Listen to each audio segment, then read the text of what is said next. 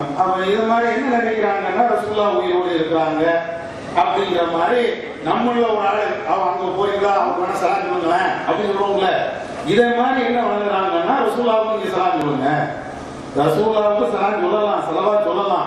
அது இங்க அல்லாஹ் மட்டும் இருந்து சொன்னாலும் ரசூலுல்லாஹ் நேரடி கேட்க போறது இல்லை. ரசூலுல்லாஹ்வுடைய கபூர் பக்கத்துல நின்றுகிட்டு நீங்க சொன்னாலும் ரசூலுல்லாஹ் நேரடியா கேட்க போறது இல்லை. ஏன்? அது அல்லாஹ்வுடைய தூதரே சொல்லிட்டாங்க. அதாவது இந்த பூமியில சில வானவர்கள் எல்லாம் நியமிச்சிருக்கான். அவங்க வந்து இந்த பூமியில சுத்திட்டே வருவாங்க. என் மீது யாரு வந்து செலவாத் சொல்றாங்களோ அந்த செலவாத்தை எடுத்துட்டு வந்து என்னிடத்தில் எடுத்து சொல்லுவார்கள். இப்படிப்பட்ட வானவர்கள் நியமிக்கப்பட்டிருக்கிறார்கள் என்று சொன்னாங்க. அப்ப அதனால நாம கபூருக்கு பக்கத்துல போய் சொன்னாலும் ரசூலுல்லாஹ் கேட்க போறது இல்ல, எங்க சொன்னாலும் கேட்க போறது. இன்னும் சொல்ல போனா ரசூலுல்லாஹ் உயிரோடு இருக்கிறாங்க என்று நினைச்சாலேயே அது சிறுக்கே நிறைவு வரும். இதுவரை செஞ்ச ஹஜ் அல்லது உம்ரா அல்லது நல்ல காரியங்களை அல்லாஹ் ஏற்பதற்கு தடையாக. அதனால நாம அந்த அதாவது மஸ்ஜித் நபவிக்கு போகலாம், அங்க போய் நம்ம நின்று தொழலாம், வணக்க வழிபாடுகளில் ஈடுபடலாம். இது எல்லாம் தப்பு கிடையாது. அந்த இடத்துல போய் நின்று கபூர் ஜியாரத்துன்னு போய் வேற வேற ஏதாவது துவாக்களை செய்யறது அல்லது அங்க நின்று கையேந்தி ரசூலுல்லாஹ்ட்ட போய் கேட்கிறது, இது எல்லாம் மார்க்கத்துல தடை செய்யப்பட்ட ஒன்று. பொது மையவாடிக்கு போனால் என்ன துவாவை ரசூலுல்லாஹ் ஓதலாம்னு சொல்லி தராங்களோ இதே மாதிரி ரசூலுல்லாஹ் அது பக்கத்துல உமர் அபூபக்கர் அடக்கம் செய்யப்படுறாங்க. அங்க போனாலும் அஸ்ஸலாமு அலைக்கும் யா அய்யுஹல் முஃமினூன், அவ்வளவுதான். அஸ்ஸலாமு அலைக்கும் யா ரசூலுல்லாஹ் இல்ல, அதை வழங்கிடுங்க. அஸ்ஸலாமு அலைக்கும் யா ரசூலுல்லாஹ், அஸ்ஸலாமு அலைக்கும் யா அபூபக்கர், அஸ்ஸலாமு அலைக்கும் யா, அதுவும் கிடையாது. அஸ்ஸலாமு அலைக்கும் அய்யுஹல் முஃமினூன். இங்க அதாவது அதிராமட்டணத்துல ஒரு கபர்ஸ்தானுக்கு போனா நீங்க என்ன ஓதுறதுக்கு ரசூலுல்லாஹ் கத்து தந்தாங்களோ இதே துவா தான் ரசூலுல்லாஹ்வுடைய கபருக்கு போனாங்க. அதனால இத மனசுல வச்சுக்கிட்டு இது மாதிரி செய்யக்கூடாது. இன்னொன்னு இதுல இன்னொரு விஷயம் என்னன்னு கேட்டா, இந்த மஸ்ஜித் நபவியில வந்து கண்டிப்பா 40 வக்து தொழுகை ஜமாத்தா போடணும் அப்படின்னு சில இந்த டிராவல்ஸ்காரங்க எழுதாத ஒரு சட்டத்தை அவங்க உருவாக்கி வச்சிருக்கிறார். 40 வக்து. அதனால என்ன செய்வாங்கன்னா இந்த டிராவல்ஸ்ல கூட்டு போகக்கூடிய ஆட்கள் கண்டிப்பாக 10 நாள் அந்த மாதிரி குறிப்பிட்ட நாள் மதினாவுல தங்கணும் அப்படிங்கிற மாதிரி செட்டப் பண்ணி வச்சிருப்பாங்க. 40 வக்து நீங்க தொழுதாதான் உங்களுக்கு அந்த நன்மை கிடைக்கும், இப்படி நினைக்கும் அப்படின்னா வச்சிருக்கிறாங்க. அப்படிலாம் கிடையாது. நீங்க 40 வக்து இல்ல 4 வக்து நாள் தொழுவுங்க, அது 4 வக்து நாள் தொழுவுங்க. அது அந்த பள்ளியில நம்ம தொழுது அந்த சிறப்பு நம்மளுக்கு கிடைக்கும். இந்த 40 வக்து அப்படின்னு சொல்லிட்டு ஒரு வரையறை பண்ணுவது அது மார்க்கத்தில் இல்லை. எவ்வளவு வக்து உங்களுக்கு சொல்ல முடியுமோ அவ்வளவு வக்து நீங்க தொழுது கொள்ளலாமே தவிர இத்தனை வக்து தொழணும் இத்தனை வக்து ஜமாத்தா தொழணும் அப்படிங்கிறதும் மார்க்கத்தில் இல்லை. இதையும் விதத்தாக காட்டி கொண்டிருக்கிறாங்க. அதே மாதிரி பெண்கள் ஹஜ்ஜுக்கு போறாங்க, அவங்களுக்கு வந்து இந்த மாதிரி மாதவிலக்கு ஏற்பட்டுச்சு வைங்களேன், ஒன்றும் பிரச்சனை இல்லை. ரசூலுல்லாஹ் அதுக்கும் அழகான தீர்வு சொல்றாங்க. என்ன செய்யறாங்கன்னா, நீங்க ஹஜ்ஜுக்கு போறீங்க, மாதவிலக்கு ஏற்பட்டுடுச்சுன்னா தவாஃபையும் சஅயையும் தவிர பாக்கி உள்ள ஹஜ்ஜி உடைய என்னென்ன கிரியைகள் இருக்குதோ எல்லாத்தையும் செய்யுங்க. எதை மட்டும் செய்யறதில்ல, அந்த துல்ஹஜ் 10 அன்னைக்கு ஹஜ்ஜி கூடிய ஒரு தவாஃபுல் இஃபாதா சொன்னா இல்லையா, அதை சேர்த்து சஅய் சொன்னா இந்த ரெண்டையும் தவிர பாக்கி உள்ள எல்லாத்தையும் செய்யலாம். அரபாவுல தங்கலாம், முஸ்தலிஃபாவுல தங்கலாம், மினாவுல தங்கலாம். தொழ முடியாதவங்க தொழிலாம் தடை செய்யப்பட்டிருக்குல்ல, அதனால தொழ முடியாது. மற்றபடி திக்ர் செஞ்சுக்கலாம், குர்ஆன் ஓதிக்கலாம், அல்லாஹ்ட்ட துஆ செஞ்சுக்கலாம். ஹஜ் ஒரு ஹாஜி என்னென்ன செய்வாரோ அத்தனையும் அவங்க செய்யலாம். இந்த தவாஃபையும் சஅயையும் தவிர எப்போ அவங்க தூய்மை அடைகிறாங்களோ அவங்க தூய்மை அடைஞ்சதுக்கு பின்னால குளிச்சுட்டு இந்த தவாஃபையும் சஅயையும் அவங்க செஞ்சா போதுமானது. அந்த மாதவிலக்குனா முடிஞ்சதுக்கு பின்னால தூய்மை அடைவாங்கல்ல, அதுக்கு பின்னால இதை செஞ்சா போதுமானது. இதுவரை நான் உங்கள்கிட்ட வந்து ஓரளவுக்கு இந்த ஹஜ்ஜி சம்பந்தமா உம்ரா சம்பந்தமா ஓரளவுக்கு சில விஷயங்களை சொல்லியிருப்பேன். நான் சொன்ன எனக்கே சில விஷயங்களை விட்டும் இருக்கலாம். என்னுடைய ஞாபகத்தில் உள்ளதை உங்கள்கிட்ட அப்படியே மனசுல உள்ளதை அப்படியே சொல்லிட்டே மாறேன். சில விஷயங்கள் விட்டும் இருக்கலாம், ஏதாவது ஒன்று ரெண்டு விட்டு இருக்கலாம். உங்களுடைய கேள்விகளை நீங்க கேட்டீங்கன்னா அதை நாம தெளிவுபடுத்துறதுக்கு வாய்ப்பா இருக்கும். வேற ஏதாவது சந்தேகம் இருந்தா கேட்டுக்கோங்க.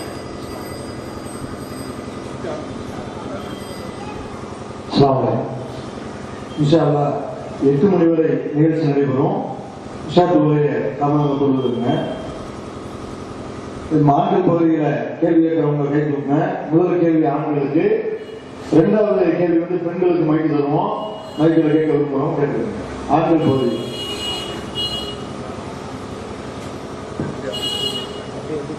அஸ்ஸலாமு அலைக்கும் வரஹ்மத்துல்லாஹி வபரகாத்துஹு. இப்போ நீங்க சொல்லிட்டு வந்த வரிசையில வினாவில் தங்கி இருக்கும் பொழுது குர்பானி கொடுப்பதோ இல்லை முடி இறக்குவதோ, இப்போ நீங்க சொன்னீங்கல்ல வினா மக்காவில் போய் இந்த தாவல் செய்யறதுக்கு சொன்னீங்க, அதுக்கு டைம் சொன்னீங்க ஹேர் ஆனது அது ஒரு நாள் முன்ன கடை செஞ்சுக்கிறாங்க. அதே போல நபிகள் நாயகம் ஸல்லல்லாஹு அலைஹி வஸல்லம் மினாவில் இருக்கும் பொழுது ஒரு சலாமி சொல்றாங்க, ஒரு விஷயத்தை நான் பிந்தி செஞ்சுட்டேன் அப்ப சொன்னா பரவாயில்ல செய்ய அப்படின்னு அனுமதி கொடுத்துருக்காங்க. அதை நீங்க சொல்லணும் மக்களுக்கு. அடுத்தது விதாயத்து சொன்னீங்கல்ல, விதாயத்து சிறுக்கு கூட சொல்லலாம். மக்காவில் நாங்க பார்த்தீங்கன்னா நாங்கள் நிறைய மக்காவில் இருக்கு மரம் செஞ்சதுனால நாங்கள் பார்த்தது மக்களுக்கு அங்கேயே பிரச்சாரமே பண்ணியிருக்கோம். இந்த தொழுவதற்கு வர்றதுக்கு நிக்கிறது இந்த இப்ராஹிம் நபி பாலத்துக்கு பக்கத்தாப்புல தொழுவாங்கல்ல, அதே மாதிரி இந்த இடத்துல தொழுவது கூட இந்த கூட்டத்தில் சிறுக்கு அதாவது ஹராம்னு சொல்லுவோம். என்னடா ஹராம்னு சொல்லி கேட்டா நாங்க சொல்லுவோம், அப்படி ஒரு மனிதனுக்கு இடைஞ்சல் கொடுத்து செய்து ஹராம் தான் அப்படின்னு. அடுத்தது அந்த இப்ராஹிம் நபியுடைய பாவம் இருக்குல்ல, அதை பார்ப்பதற்கு அனுமதி இருக்கு. ஒரு சிலர் என்ன நீங்க சொல்லும் போது அதை சொல்லணும். ஒரு சிலர் தெரியாம என்ன பண்றாங்கன்னா இந்த தரகால போய் தொட்டு கண்ணத்துல ஒத்திக்கிற மாதிரி அந்த கிளாஸ் தொட்டு அப்படியே மூஞ்சிலாம் ஒத்திக்கிறாங்க. ரெண்டாவது அந்த மக்கா அறம் இருக்கிற அந்த இது இருக்கிற காவாவில் போய் ஆமா மூஞ்சியை கொண்டு போய் வச்சு ஒத்திக்கிட்டு அப்படி அழுதுகிட்டு தான் இருக்கிறாங்க. அப்படி ஒன்றும் அதிகம் இருக்கிறதாக தெரியல, அதையும் சொல்லணும்.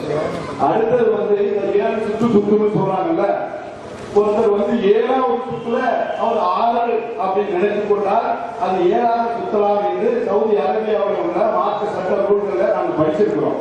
அதை பற்றி நீங்க என்னன்னு சொல்லி விளக்கம் சொல்லணும். புரியுங்களா? இன்னும் வேற சந்தேகம் இருக்குது, தேவைன்னா உங்களுக்கு சொல்றேன். அதாவது அவங்க ஒரு ஆளுக்கு கேட்டீங்கன்னா எல்லாரும் பேச முடியாது. ஒரு ஆள் ஒரு கேள்வி கேட்டு பேசுது. அப்படி இல்லைன்னா பக்கத்துல ஆளு சொல்லி கேள்வி மட்டும் செய்யுங்க. சொல்லுங்க, 2 கேள்வி அவங்க சொன்னதுல ஒரு கேள்விதான். நிறைய விதத்தில் நடக்கிறது சொல்றாரு, அவ்வளவுதான், வேற ஒண்ணுமே கிடையாது. காபாய்க்கு போயிட்டு அங்க நிறைய அனாச்சாரங்கள் பண்றாங்க.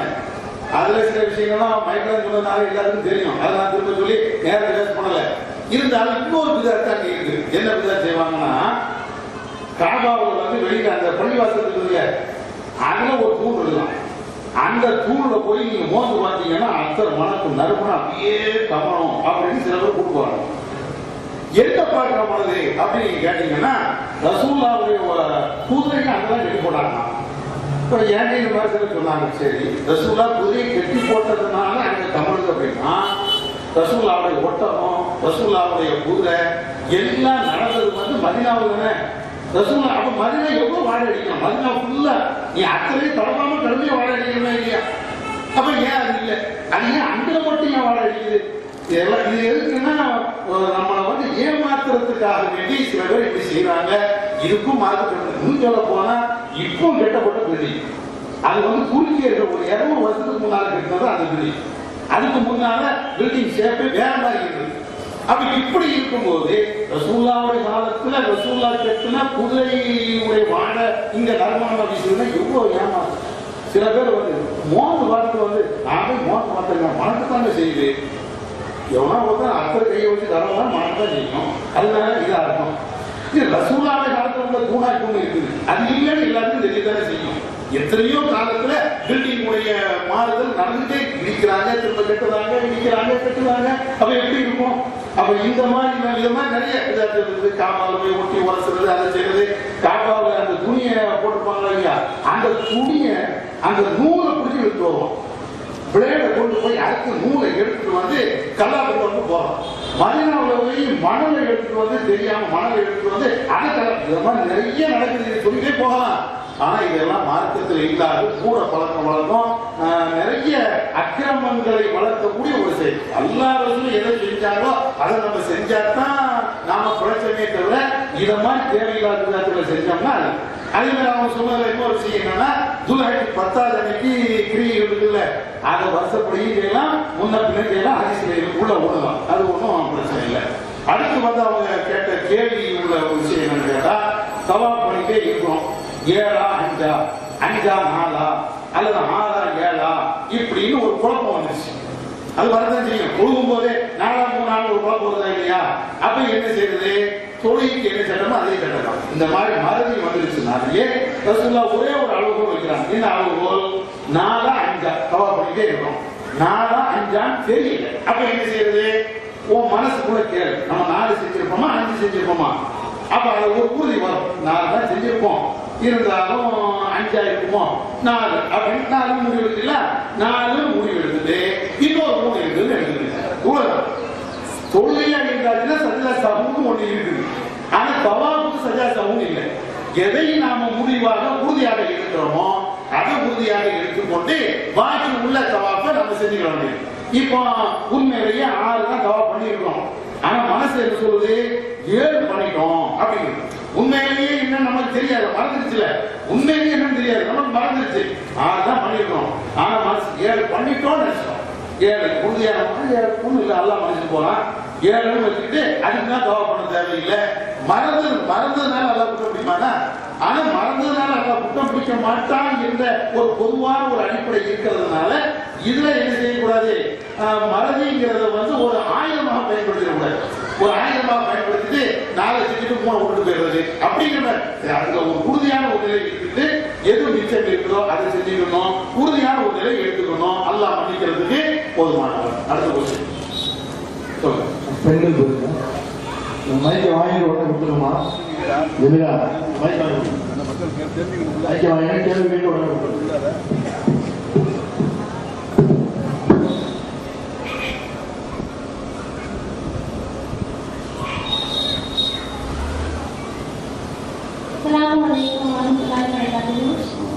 அதாவது ஹஜ்ஜி முடிச்சுட்டு வீட்டுக்கு வர்றாங்க இல்லையா, அவங்க வந்து சில பேர் பார்க்க போறாங்க.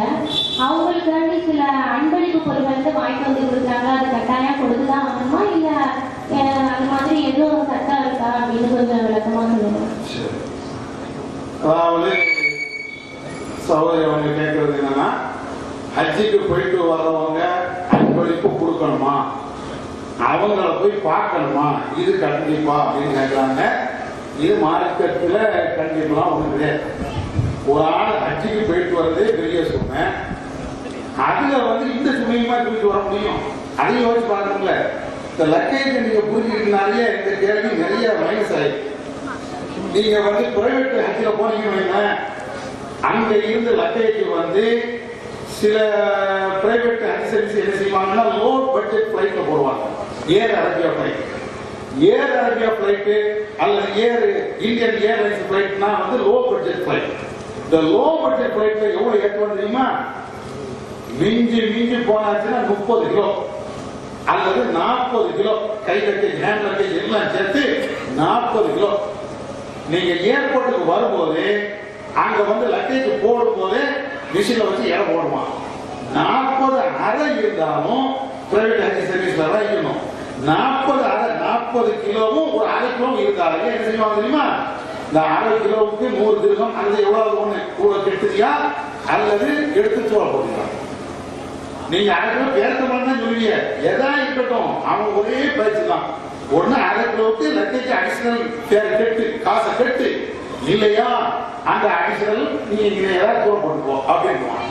நிறைய சகோதரர்கள் இதை தெரியாம ரூம்ல இருந்து வரும்போது பேருக்கம்பளம் தண்ணி, அங்க இருக்கக்கூடிய பாய் முசல்லா அல்லது வீட்டுக்கு தேவையான பொருள் எல்லாத்தையும் கெட்டிட்டு ஏர்போர்ட்டுக்கு வந்து நிறுத்தாச்சுன்னா 2 கிலோ 1 கிலோ. உதாரணத்துக்கு அரை கிலோ 20 கிலோ 30 கிலோ கூடுதலாக 20 கிலோ 30 கிலோ அவன் போடக்கூடிய அமௌண்ட் பாத்தீங்கன்னா ஏறத்தாழ 20 கிலோ 30 கிலோ 50,000 ஒரு லட்சம் அவ்வளவு டேக்ஸ் போடுவோம். அந்த நேரம் கடைசி கெட்ட முடியாம என்ன செய்வாங்கன்னா அவங்க யாராவது சொந்தக்காரங்க சித்தாவில் அவங்க கொடுக்குறது எல்லாத்துக்குமே சித்தாவில் சொந்தக்காரங்க இருக்க போறான். கடைசி கொண்டு வந்த பொருளை எல்லாம் ஏற்பட்டு எவங்க தெரியாது கொடுத்துட்டு தர்மம் பண்ணிட்டு வராங்க. வாங்கி ஆசைப்பட்ட அந்த பொருளை ஊருக்கு கொண்டு வர முடியாது. ஹஜ் கம்பெனியில போனீங்கன்னா அவங்க வந்து ஓரளவுக்கு இந்த அளவுக்கு ஸ்ட்ரிக்டா நூல் பிடிச்ச மாதிரி பார்க்க மாட்டாங்க. எவ்வளவு 50 கிலோ கொண்டு போகணுமா, ஒரு 55 கிலோ இருக்கு அச்சரைட்டு போ அப்படின்னு விட்டுருவான். ஹஜ் கம்பெனியில போனா மட்டும் அரசாங்கத்துல போறோம் அதுக்கு மட்டும் என்ன செய்யறாங்கன்னா ஒரு 50 கிலோ ஒரு 55 கிலோ சரி அப்படின்னு கண்டுகாலமா இருப்பான். அதுக்காக 50 கிலோ 100 கிலோ தூக்கிட்டு வர முடியாது அங்கேயும்.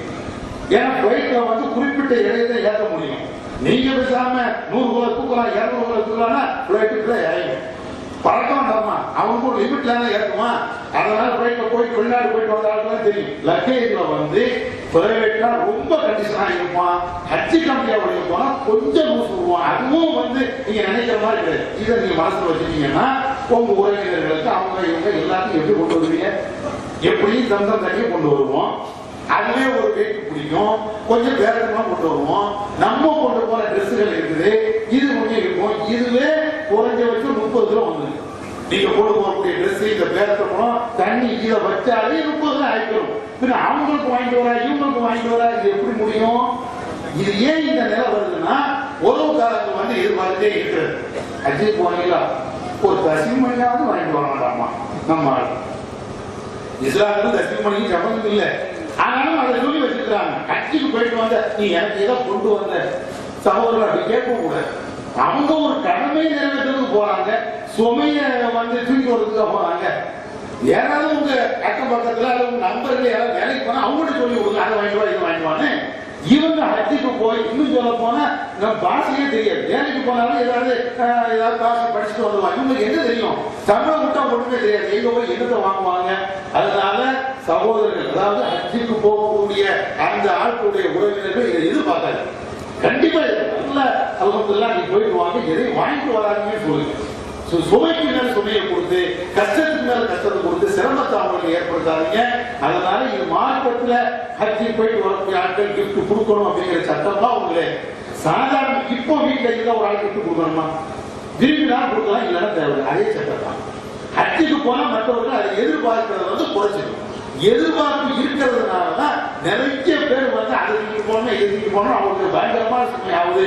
நிறைய பேர் ஹஜ்ஜி போகாம இருக்குது. அதான் 2 லட்சம் ரூபாய் ஹஜ்ஜி போயிட்டு வந்துடலாம்ல.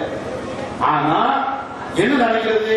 அவரு அதை கேட்பாரு, மச்சா இதை கேட்பாரு, அக்கா இதை கேட்பாரு, மணி இதை கேட்பாரு. அப்ப அதை வாங்குறதுக்கு இன்னும் 2 லட்சம் ரூபாய் வேணுமே. அப்ப 4 லட்சம் ரூபாய்க்கு தான் ஹஜ்ஜி போனோம். 2 லட்சம் ரூபாய்க்கு ஹஜ்ஜி போயிட்டு வர்றது 4 லட்சம் ரூபாய் செலவாய். அப்ப ஒரு சமயம் இவர் 4 லட்சம் ரூபாய் இல்லைங்கிறதுக்காக ஹஜ்ஜி போகாம இருந்தா இவர் ஹஜ்ஜிக்கு போகாம தடுத்த ஒரு குற்றம் நமக்கு ஏற்படுமா இல்லையா? அதை யோசிச்சு பார்க்கணும்ல. சுமை நம்மளால தேவையில்லாத சுமையை கொண்டு போறோம். அதனால இதையெல்லாம் விட்டுருங்க. நமக்கு தேவைன்னா எவ்வளவு முடியுமோ அதை குறைச்சு வாங்கிட்டு மற்ற ஆட்கள் எதிர்பார்த்தா அதுக்கு பேர் என்ன தர்மமா? உங்களுக்கு போய் எனக்கு ஒரு பேனை தாங்க, இது வந்து பிச்சை இருக்கு, இது அன்பளிப்பு, நீங்களா தந்தா அன்பளிப்பு. ஆனா இது என்ன செய்யறது? ஒரு திரும்ப அன்பளிப்பு தரணும், ஆனா நான் கேட்க மாட்டேன் அப்படின்னு குடும்பத்தை வச்சு ஒரு நெருக்கடி போட்டு மச்சா தானே திறமையா இருப்பாரு, அஜி போயிட்டு வந்தாரு, ஒரு வாட்சி கூட தர மாட்டாரா அப்படிங்கிறது. ஆனா இன்னொரு வாங்கிடுங்க, மக்காவில் தான் எல்லா கடைகளையும் அவ்வளவு மோசமான டூப்ளிகேட் ஜாமான் அங்கதான். இது நம்ம சகோதரர்கள் என்கிட்ட சொன்னது. மக்காவில் தங்க வாங்கிறாங்க அப்படிங்கிறாங்க. நீங்க காபா விட்டு வெளியே அப்படி வாங்கி வைக்கலாம், அப்படியே ஜொலிக்கு தங்கம். நம்ம ஊர் கடையில் நிற்காது. ஆனா அவ்வளவு தங்கம் தான். ஆனா மட்ட ரகமான தங்கம் ரொம்ப ஏமாத்துறாங்க. ஒரு சாதாரண பொம்மை ஒரு சின்ன கார் வாங்கினா கூட நிறைய ஏமாத்துறாங்க. ஏன்னா என் மாமுக்கு வாங்குறதுனால போனதுனால கூட வர எனக்கு தெரியும். நம்ம பிள்ளைகள் நம்ம மக்காவுக்குள்ள நம்ம ஜமாத்து பிள்ளை சொல்லி தராங்க, நீங்க இந்த கடையில வாங்கிறாங்க, இங்க வாங்கிறாங்க, சித்தாவு ஒரு கடைக்கு அங்கே போய் வாங்கிட்டு வருவோம் அப்படின்னு வாங்க போனோம், சித்தாவு போய் வாங்க போனேன். அப்ப இவ்வளவு விவரமும் நம்ம பிள்ளை சொல்லி தரதுனால கூட. அதனால நீங்க வந்து பொதுவாக டூரிஸ்ட் பிளேஸ்ல நல்ல பொருள் கிடைக்குமா? இதுதான் அளவு மக்காவுக்கு பதினாலும் நீங்க விளையாடுறீங்க.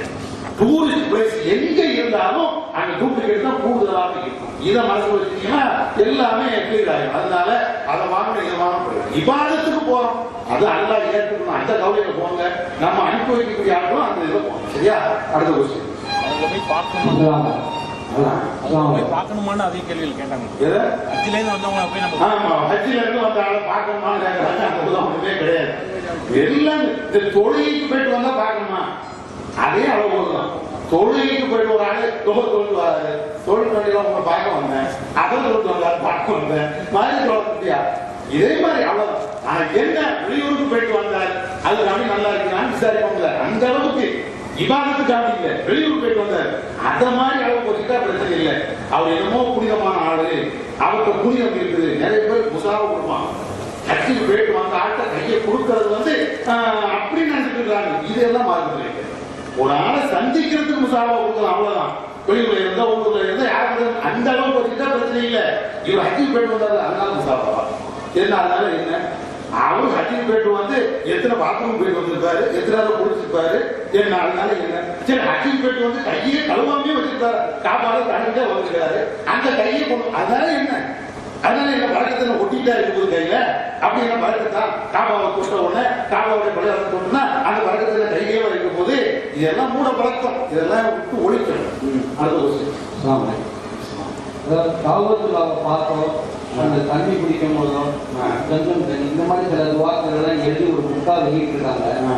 இது வந்து ஒரு சில துவாக்கள் தான் நான் சொல்றேன், பல ஏராளமான துவாக்கள் இதெல்லாம் இருக்குன்னா எது இருக்கிறத மட்டும் நீங்க சொல்லலாம். சரி, சகோதரவங்க என்ன இருக்கிறாங்கன்னா காபாவை பார்க்கறதுக்கு ஒரு துவா, சம்சம் தண்ணீரை குடிக்கிறதுக்கு ஒரு துவா, அல்லது இந்த கூட பார்த்த ஒரு துவா, இப்படின்னு நிறைய துவாக்களை எழுதி வச்சிருக்காங்க.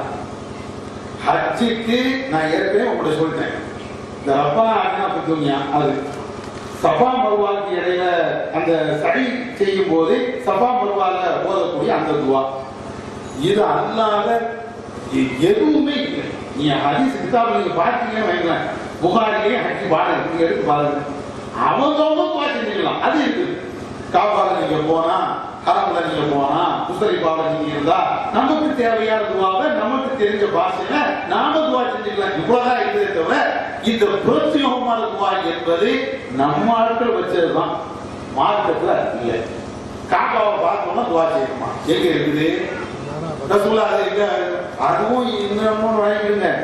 காபாவை வந்து முதல்ல பார்க்கும்போது அது ஒரு தனி ஸ்டைல பார்க்கணும். அது என்ன செய்வாங்கன்னா, எடுத்த உடனே காபாவுக்கு பல வாசல் இருக்கு. இப்ப இந்த மாதிரி வச்சுக்கோங்களேன், இப்படி ஒரு வாசல், இப்படி ஒரு வாசல், இப்படி ஒரு வாசல், இப்படி ஒரு வாசல், இப்படி வாசல், இப்படின்னு சுத்திலும் வாசல் இருக்கு. முதல்ல காபா பார்க்கும்போது இந்த எல்லா வாசல் எந்த வாசலையும் வரக்கூடாது.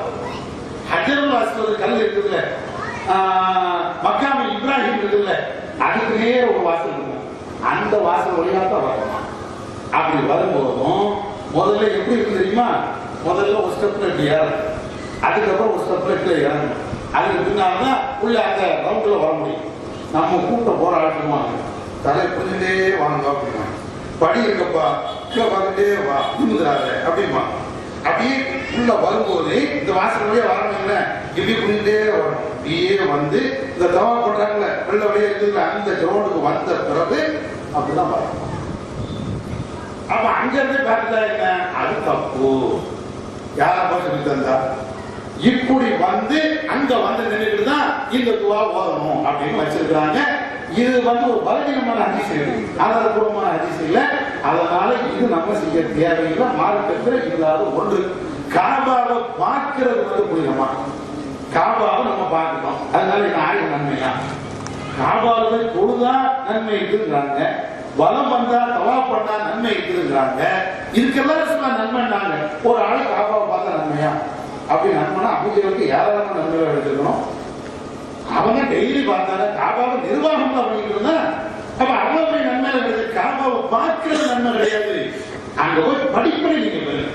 அல்லாஹ்வுடைய தூதர் இங்க அடி வாங்கினாங்க, அந்த படிப்பனை ரசூல் அங்க உட்கார்ந்துட்டு தௌஹீத சொன்னாங்க. இந்த மாதிரி தர்கா வழிபாடுகள் உட்கார்ந்து ஒழிச்சாங்க, சில வழிபாடுகள் இந்த இடத்துல உட்கார்ந்து ஒழிச்சாங்க. இதையெல்லாம் பிரச்சாரம் பண்ணும்போது இந்த உட்கார்ந்து தான் அடி வாங்கினாங்க. ரசூல்லா இந்த காபாவை தொழும் போதுதான் இந்த உத்துபா செய்பாக்கள் எல்லாம் ரசூலாவுடைய முதுகு மேல வந்து அந்த ஒட்டக குடலுக்கு போட்டாங்க. அதே மாதிரி சில பேர் வந்து துண்டை முறுக்கி ரசூலாவுடைய கழுத்தை போட்டு இருக்கிறாங்க. அப்ப ரசூலா இவ்வளவு பெரிய தியாகம் பண்ணாங்க, நம்ம என்ன தியாகம் பண்ணோம்? இந்த மாதிரி பாடங்களை படிக்கலாம். இது வந்து நம்முடைய ஈமானுக்கு ஒரு உறுதுணையா இருக்கும். இதை விட்டு போட்டு காபாவை நான் பார்க்கிறேன். அதான் சில ஹஜ் சர்வீஸ் எல்லாம் அவங்க சொல்லுவாங்க, நீங்க ரூம்ல இருந்துட்டே காபாவை கண்ணார கண்டு வைக்கலாம் அப்படின்னா போட்டாங்க. என்னப்பா ரூம்ல உட்கார், இப்ப அந்த மாதிரி ரூம் எல்லாத்தையும் தரமட்டம் ஆகிட்டு அந்த விஷயம். காபாவுக்கு வெளியில உள்ள அந்த பேலசுகள், அதாவது அந்த சவுதியுடைய மன்னர்களுக்கு சில அறைகள் கட்டி வச்சிருக்காங்க, லாட்ஜில் கட்டி வச்சிருக்காங்க. இது அல்லாம தனியார் லாட்ஜில் எல்லாம் காபாவை சுத்தி இருந்ததுல அது எல்லாத்தையும் இடிச்சுட்டாங்க. இடிச்சு காபாவை வந்து இப்ப பெருசா கட்டிட்டு இருக்காங்க. அதனால இப்போ காபாவை வந்து கண்ணால பார்க்கல, ரூம்ல உட்கார்ந்து அது ரொம்ப தூரத்துல தான் போடுறாங்க. இப்போ சமீபத்துல நம்முடைய சகோதரர்கள் சொன்ன தகவல் அதுதான் சொல்லிக்கிறேன். அதனால கண்ணால பார்க்கறதுலாம் ஒண்ணுமே கிடையாது, அதுக்கு ஒரு துவா கிடையாது. அதே மாதிரி சம்சம் தண்ணீரை குடிக்கிறதுக்கு அதுக்கெல்லாம் துவா கிடையாது. சம்சம் தண்ணீரை குடிக்கிறது வந்து நின்று குடிச்சிருக்காங்க, அது இருக்கு. நின்று வேணா குடிக்கலாம். வாய்ப்பு இல்லைன்னா உட்கார்ந்து குடிக்கலாம். இருபது உட்கார்ந்து குடிக்கலாம், கண்டிப்பா நின்றுட்டு தான் குடிக்கணும் இல்லை, நின்றுக்கும் குடிக்கலாம், உட்கார்ந்து குடிக்கலாம். இவ்வளவுதான் இருக்குதே தவிர இதை குடிக்கும் போது ஒரு துவாரெல்லாம் கிடையாது. சொல்ல போனா நீங்க காபாவிலையும் சரி, அதே மாதிரி மதீனாவிலையும் சரி, மஸ்ஜிது நபவிலையும் சரி, காபாவிலையும் சரி, குடிக்கிறதுக்கு தண்ணீர் சாதாரணமா குடிக்கிறோம்ல, அதுக்கே சம்சம் தண்ணி தான், வேற தண்ணியே கிடையாது. காபாவிலையும் அதே மாதிரி மஸ்ஜிது நபவிலையும் உள்ள ஃபுல்லா கேரளா அடிக்க வச்சிருப்பாங்க. நீங்க எவ்வளவு தாகம் ஏற்பட்டாலும் வேற தண்ணியே கிடையாது. 3 வகையில தண்ணி வச்சிருப்பாங்க. ஒண்ணு கோல்டு, நல்ல அதாவது ஐஸ் தண்ணி, இன்னொன்னு வந்து கொஞ்சம் மிதமாக இருக்கக்கூடியது, இன்னொன்னு ரொம்ப சும்மா சாதாரண 3 விதமா வச்சிருப்பாங்க. உங்களுக்கு எந்த தண்ணி தேவை அதை குடிச்சுக்கலாம், அல்லது 2 விதமாக வச்சிருப்பாங்க. எது தேவை அதை குடிச்சுக்கலாம். இவ்வளவுதான். அங்க ஃபுல்லா சம்சம் தண்ணி தானே தவிர சம்சம் தண்ணிக்கு தேவை தாகம் எடுத்தாலும் நம்ம குடிக்க. அப்ப ஒவ்வொருக்கும் இது துவா ஒழுங்கா கொடுப்பாங்க. இது ரசூலா காட்டி தராத ஒண்ணும் அப்படிங்கிறத வழங்கிக்கிறீங்க.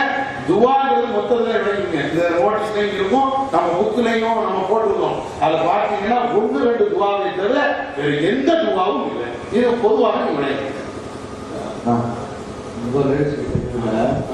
ஆதிகள் அவங்கள விரும்பி கொடுத்தாங்கன்னா வாங்கலாமா பொருட்கள்? அது பொதுவாக நம்ம ஏற்கனவே சொன்னோம்ல, அதாவது அன்பளிப்பு என்ற அடிப்படையில் யாராவது கொடுத்தா வாங்கிக்கலாம்.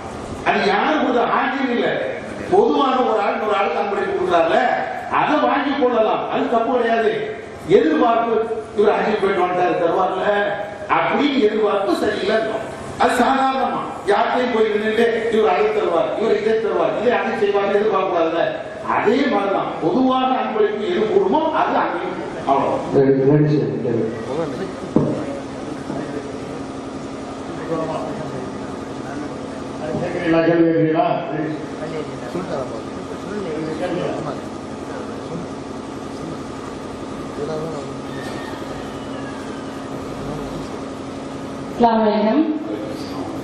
நம்ம தவாபு செய்யும் போது ஹஜ்ஜுல் அஸ்வத்கல்ல இருந்து ரூபுல் யமான் வரைக்கும் வந்து ரப்பனாங்கிற ஆயத்தை ஓதுனேன். இப்போ 7 முறை வளம் வரணும், 7 முறையுமே ஓதணுமா? சப்போஸ் மறந்துட்டா என்ன செய்யும்? சகோதரி அவர்கள் ஒரு நல்ல கேள்வி கேட்கிறாங்க. அதாவது தவாப்புவா காபாவை தவாப்புவா வரும்போது ருக்குனுல் யமான் என்ற அந்த மூலையில் இருந்தும் ஹஜ்ஜுல் அஸ்வத் கல் வரையிலையும் ரப்பனா ஆத்தினா ஃபித் துன்யா ஓதணும். இது ஒவ்வொரு தடவையும் தவாப்பு செய்யும்போது ஓதணுமா அப்படின்னு கேட்கிறாங்க. ஒவ்வொரு தடவையும் செய்யணும். மொத்தம் 7 தடவை தவாப் பண்றோமா இல்லையா? 7 தடவை தவாப் கழிச்சு வந்தா ஒரு தவாப் பண்ணுறோம் இல்லையா? 7 தடவையும் வரும்போதும் ஒவ்வொரு தடவையும் வரும்போதும் அந்த ரப்பனா ஆத்தினா ஃபித் துன்யா அந்த இடத்துல வரும்போதெல்லாம் ரப்பனா ஆத்தினா ஃபித் துன்யா அதை ஓதணும். 7 தடவையும் ஓதணும். ஒரு சமயம் மறந்துட்டா என்ன செய்யறது? மறந்துட்டா அல்லாஹ் குற்றம் பிடிக்க மாட்டான். பொதுவாக உள்ளதான். எதுக்கு ரசூலா வந்து மறந்தால் இந்த பரிகாரம் செய்யணும்னு சொல்லி இருக்கிறாங்களோ அதை தவிர இதுக்கெல்லாம் ரசூலா பரிகாரம் கூடாது. ரசூலா சொல்லலைன்னா நம்மளா இப்படி செய்யணும் அப்படி செய்யணும் கற்பனை பண்ணக்கூடாது. மறந்துட்டா பொதுவான ஒரு உசூல் என்ன? மறந்துட்டாச்சு அப்படின்னு சொன்னாச்சுன்னா அது அல்லாஹ் குற்றம் பிடிக்க மாட்டான் என்பது அதனுடைய அர்த்தம். அதனால அந்த இடம் வந்தா அதை ஓதணும், மறந்துட்டா குற்றம் இல்லை. ஹஜ்ஜிக்கு செல்லக்கூடியவர்கள் அது சம்பந்தமான கேள்வி கேட்க ஆண்கள் தரப்பையோ அல்லது பெண்களுக்கு இருந்தால் தாராளமாக அவர்களுக்கு முன்னுரிமை.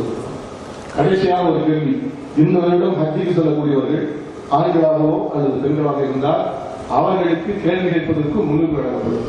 யாராவது கேள்வினா பெண் தரப்புல ஹாஜிகள் என்ன கேள்விக்கிறீங்களா? ஹஜ்ஜிக்கு போறாங்க லேடிஸ் கேட்போம். லேடிஸ் யாரும் இருக்கிறீங்களா? ஹஜ்ஜுக்கு போறவங்க யாரு இருந்தா கேள்வி கேளுங்க.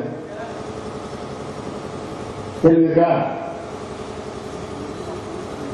கேள்வி இல்லையா? கேள்வி இருக்கா இல்லையா?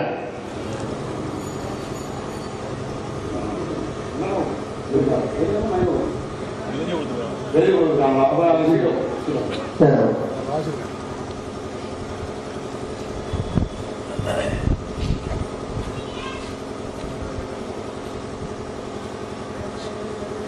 அதாவது உம்ராவை எத்தனை முறை வேண்டுமானாலும் செய்ய அனுமதி உண்டா அப்படின்னு கேட்கிறாங்க. இது ஒரு முக்கியமான பிரச்சனை தான். இங்க இருந்து ஹஜ்ஜுக்கு போறாங்க, பல பொருளாதாரத்தை செலவு பண்ணி கஷ்டப்பட்டு போறாங்க. நம்ம ஒரு உம்ரா தான் செய்யணுமா அல்லது பல உம்ராக்கள் செய்யலாமா அப்படின்னு கேட்கும்போது மார்க்க அறிஞர்கள் இதுல ரெண்டு விதமான கருத்துல இருக்கிறாங்க. பொதுவாக மார்க்க அறிஞர்கள் ரெண்டு விதமான, சில பேர் என்ன சொல்லுவாங்கன்னா ஒரு சஃபர்ல, அதாவது ஒரு பயணத்துல ஒரு உம்ராவை செய்யணும் அப்படின்னு சில ஆட்கள் சில கருத்து சொல்றாங்க. ஒரு பிஜே போன்ற ஆட்கள் தான் எத்தனை உம்ரானாலும் செய்து கொள்ளலாம். எத்தனை பயணத்துல போறோம், ஒரு ஹஜ்ஜுக்கு போறோம், எத்தனை உம்ரானாலும் செய்து கொள்ளலாம். அந்த உம்ராவுக்கு ஏறாம் கட்ட வேண்டி இருக்குது, அது தனி ஆயிஷா படிப்பாங்க. அங்க போய் ஏறாம் கட்டி கொண்டு இதை மாதிரி எத்தனை உம்ரானாலும் செய்யலாம் என்று சொல்லியிருக்கிறாங்க. அதுக்கு உண்டான விவரங்கள் அந்த புக்கில் இருக்காது. அதாவது ஆன்லைன் பிஜேல இந்த உம்ரா சம்பந்தமாக ஒரு கேள்வியில அது பத்துவா அதுக்குண்டான ஆதாரத்தோடு போட்டிருக்கிறார்.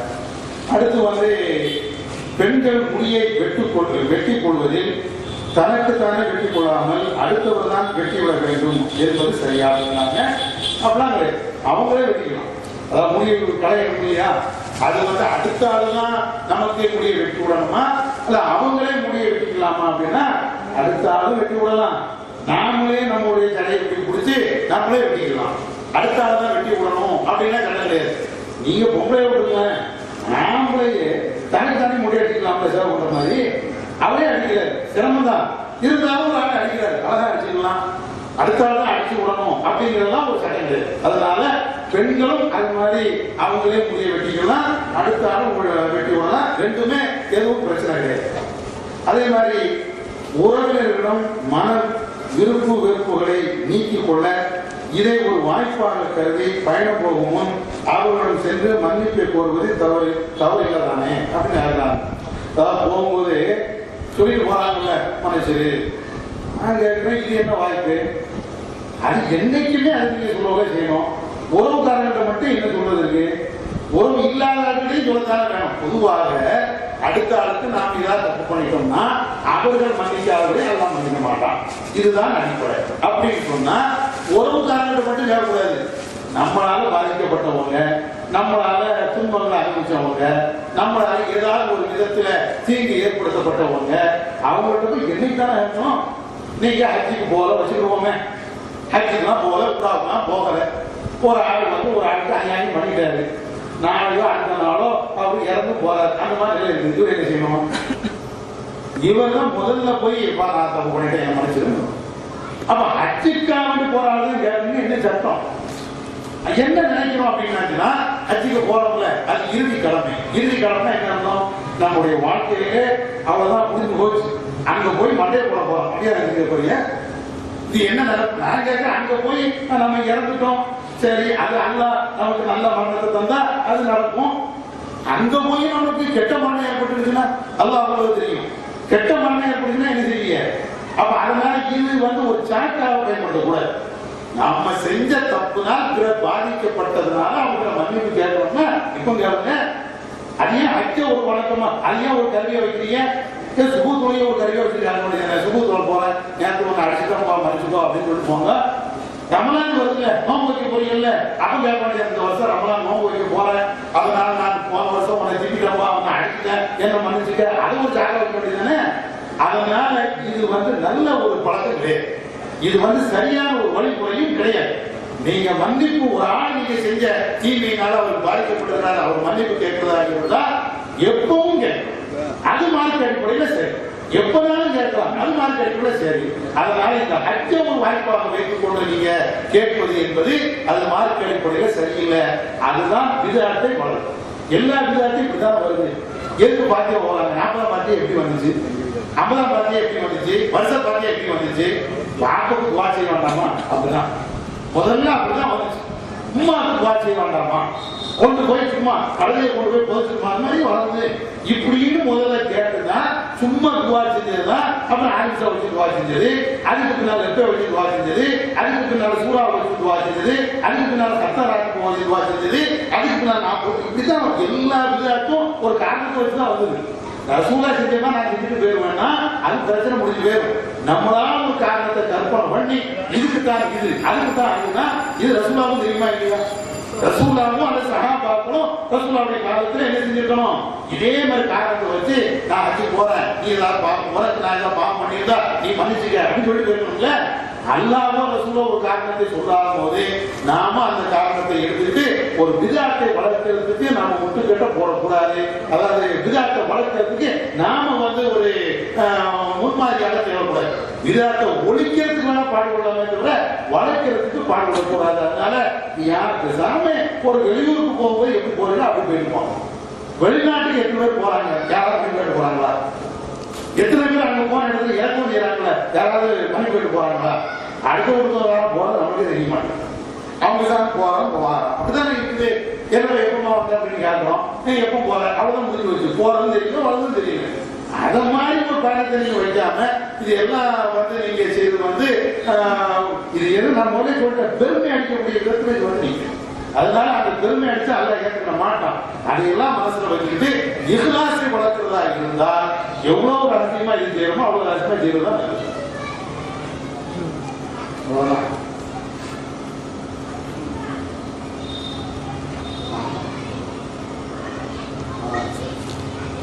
அதாவது அவங்க இன்னொரு கொஸ்டினா கேட்கறாங்க. என்ன கொஸ்டின்னா, மஹரமான ஆண்களோடு தான் ஹஜ் செய்யணும் அப்படின்னு சட்டம் வச்சிருக்காங்களே, அப்போ இப்படித்தான் மஹரமான ஆண்களோடு தான் போகணுமா என்னன்னா இல்லையா அப்படின்னு கேட்கறாங்க.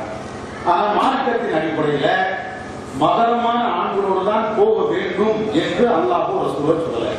அதுக்கு நிறைய ஹதீஸ்கள்லாம் இருக்கு. நபி ஸல்லல்லாஹு அலைஹி வஸல்லம் அவங்களே சொல்லி காட்டுவாங்க, ஒரு காலம் வரும், அந்த காலத்துல ஹதர்மௌத் என்ற இடத்துல இருந்து காபாவுக்கு ஒரு பெண்மணி தன்னந்தனியாக போய் காபால போய் தவாப் பண்ணிட்டு வருவாங்க. அவர்கள் அந்த பெண்மணி வந்து யாரையும் அஞ்ச மாட்டார்கள் அப்படின்னு சொல்லி ரசூலுல்லாஹ் சொல்றாங்க. அப்ப மஹரம் இல்லாம போவாங்கன்னு ரசூலுல்லாஹ் முன்னறிவிப்பு செய்யறாங்க. அப்ப அந்த இந்த ஹதீஸ்ல ஒரு பெரிய ஹதீஸ் சுருக்கமா சொல்றேன். அப்ப இந்த ஹதீஸின் அடிப்படையில ஒரு பெண்மணி ஹஜ்ஜுக்கு போறதா இருந்தா அவங்க வந்து மஹரம் என்ற துணையோடு தான் போகணும் அப்படின்னு கட்டாயம் கிடையாது. மஹரம் இல்லாத துணையோடு போகலாம். அதே நேரத்துல பாதுகாப்பு, எந்த பெண்ணா இருந்தாலும் கருப்புக்கும் தன்னுடைய உயிருக்கும் பாதுகாப்பு, எந்த பாதுகாப்பு இருக்கும் என்று அந்த பெண்மணி நம்புகிறாள் என்றால் மஹரம் இல்லாம போகலாம். ஒரு பெண்மணி போறாங்க, அவங்களுடைய கருப்புக்கு பாதுகாப்பு இருக்குது, அப்படி ஒரு சேஃப்டியான நிலையில தான் அவங்க போக முடியுது அப்படின்னா தாராளமா போயிட்டு வரலாம். ஆனா அல்லாஹ் இருக்கிறதுனால இப்ப அப்படித்தான் இங்க இருந்து பண்ணாத கொண்டு போய் ஏற்றி விடுவோம். அங்க இருந்து போயிட்டு அதுக்கு பின்னால ஜித்தால இறங்கிட்டாங்க அப்படின்னாச்சுன்னா மொத்தமா கூட்டு போயிருவாங்க. எந்த பிரச்சனையும் இருக்கிறதுக்கு வாய்ப்பு இல்லை அல்லாஹ் இருக்கிறதுனால. அதுக்கு மேல நடக்குதுன்னா அல்லாஹ்வுடைய நாட்டம், அது தனி விஷயம். அதாவது ஒரு மேம்போக்காக நான் சொல்றேன். அப்ப இந்த மாதிரி சேஃப்டியாத்தான் இப்ப இருக்குது. அதனால சேஃப்டி, இதுவும் சேஃப்டி இல்லைன்னு ஒரு பெண்மணி நினைச்சா ஹஜ்ஜுக்கு போன அவசியம் இல்லை.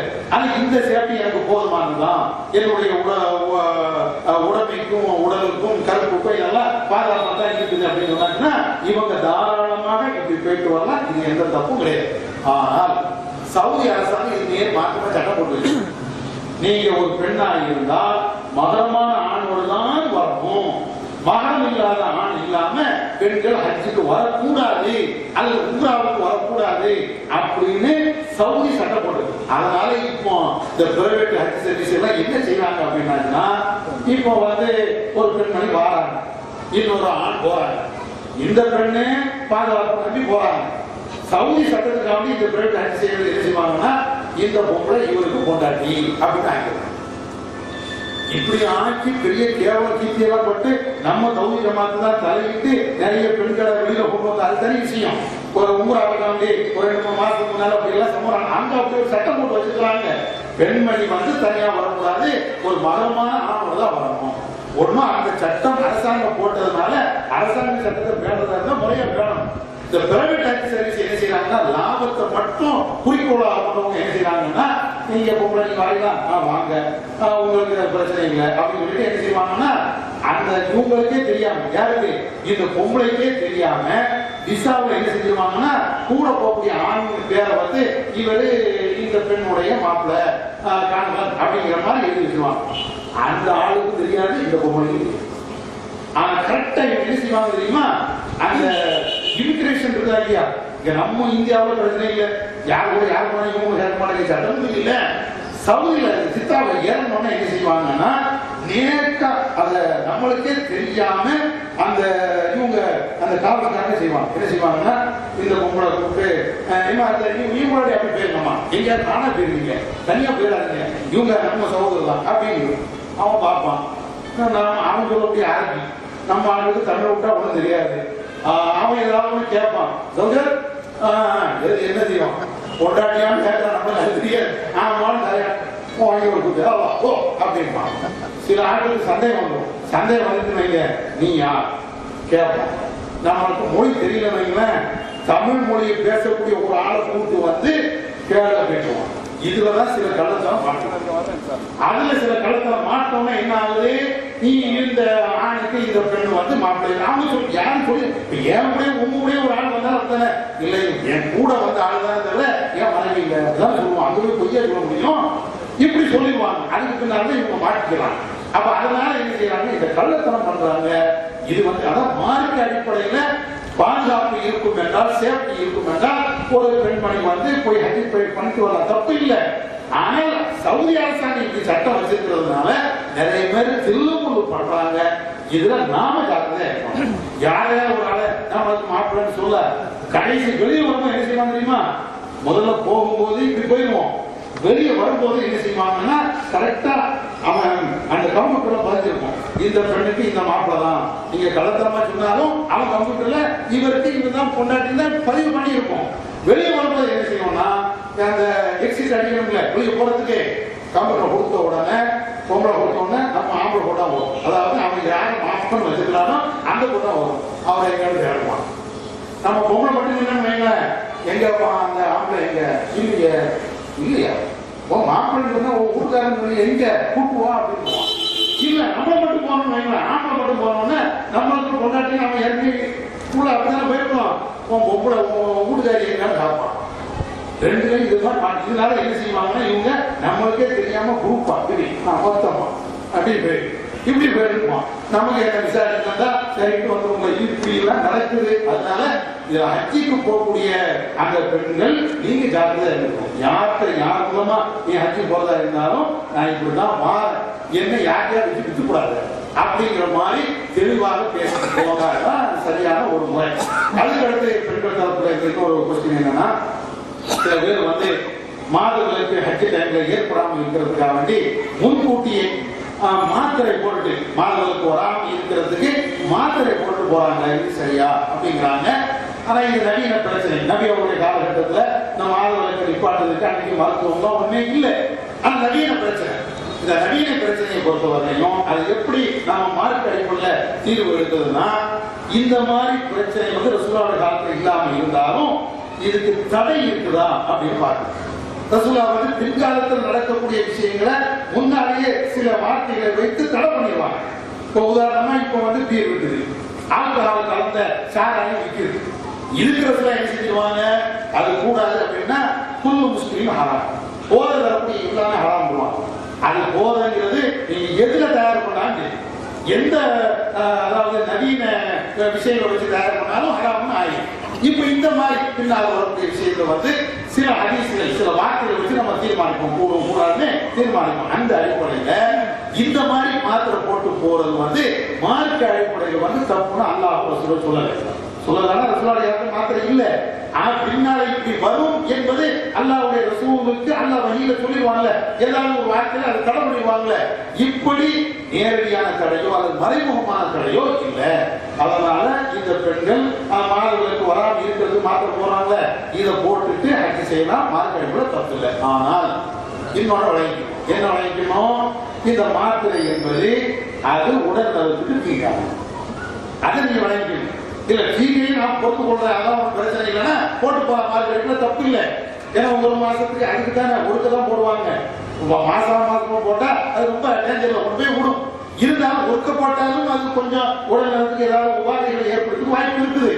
அதனால அதை போடாம இருந்தா சரிதான். போட்டா மார்க்க அடிப்படையில தப்பு கிடையாது. மார்க்க தான் தெளிவா சொல்லுது. நீங்க வந்து அந்த நேரத்தில் அச்சுடைய நேரத்தில் உங்களுக்கு மாணவர்களுக்கு ஏற்பட்டாலும் அச்சுடைய எல்லாத்தையும் நீங்க செய்யலாம். ஒரு ஆண் என்னென்ன நன்மை அவருக்கு கிடைக்குமோ அத்தனை நன்மை உங்களுக்கு கிடைக்கும். இந்த மாணவர்களுக்கு ஏற்பட்டதுனால அவங்க என்னென்ன செய்யறாங்க எல்லா நன்மையும் உங்களுக்கு என்ன குறையா, ஒரு குறவும் கிடையாது. இன்னும் சொல்ல போனா எல்லாத்தையும் நீ செய்யதான் போறிய. இந்த தவாப்பையும் சரியும் தவிர அது மாணவர்களுக்கு நீங்க செய்ய மாட்டீங்க. பின்னால நீங்க அதையும் கலா பண்ணிடுறீங்க. பின்ன வேற என்ன இருக்குது, எதை விட போறீங்க, எதையுமே நீங்க ஏதாவது ஒண்ணு விட்டா தானே ஒரு ஹஜ் செய்யறாரு, அவர் செய்யக்கூடிய அனைத்தையும் நீங்க செய்ய போறீங்க. ஏதாவது ஒண்ணு விட்டாதான் இந்த நன்மை கிடைக்கல, இந்த ஹஜ்ஜில் ஒரு குறவு, உம்ரால ஒரு குறவு அப்படின்னு வரும். எல்லாத்தையும் தான் ஆஞ்சரியமா நீங்க செய்றீங்க. மாணவர்களுக்கு ஏற்பட்டதுனால கொஞ்சம் லேட்டா இந்த அது மட்டும் எது தவாப்பையும் அந்த சையும் மட்டும் லேட்டா செய்ய போறீங்க, அவ்வளவுதானே. பாக்கி எல்லாத்தையும் நீங்க செஞ்சதுனால ஒரு ஆட்சி, ஒரு ஆண் அல்லது மற்ற பெண்கள் அவங்களுக்கு என்னென்ன நன்மைகள் கிடைக்குமோ அத்தனை நன்மையும் உங்களுக்கு கிடைக்குது. அதுல அல்லாஹ் ரசூலோ எந்த குறையும் வைக்கல. மாத்திரை போடக்கூடாது, இயற்கையா உள்ளதுல பீரியட் வர்றது அந்த டைத்துல வந்து நீங்க சொன்னதான் செய்யலாம். அன்புக்குரிய சகோதர சகோதரிகளே, இதுவரை மாலை 4 மணி முதல் இந்த 8 மணி வரை இந்த நிகழ்ச்சி சிறப்பான முறையில் அல்ஹம்துலில்லாஹ் நடைபெற்று முடிந்திருக்கிறது. இந்த நிகழ்ச்சிக்கு வந்த அனைத்து ஆண்கள் பெண்களுக்கும், இந்த நிகழ்ச்சிக்காக வேண்டி ஒளிமொழி அமைத்திருந்த பக்கர் வாரிசு நிறுவனத்தாருக்கும், இந்த நிகழ்ச்சியை இங்கு நடத்துவதற்கு அனுமதித்த பள்ளிக்கூட உரிமையாளர்களுக்கும், இந்த நிகழ்ச்சி எல்லா வகையிலும் சிறப்பாக நடைபெறுவதற்கு உதவி புரிந்த அல்லாஹ்வுக்கும் எங்களுடைய நன்றியை சேர்த்துக் கொண்டு இந்த நிகழ்ச்சியை முடிக்கிறோம்.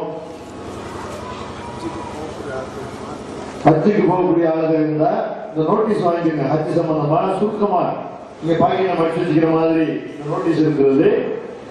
இந்த நோட்டீஸை வாங்கிக்கிறங்க. துவா ஓதி கலந்துக்கிறோம். சுபஹானக அல்லாஹும்ம வபிஹம்திக அஷ்ஹது அல்லா இலாஹ இல்லா அன்த அஸ்தக்ஃபிருக வ அத்தூபு இலைக். நபி வழியில் நமக்கு புஸ்தகம் இருக்குது. ஒரு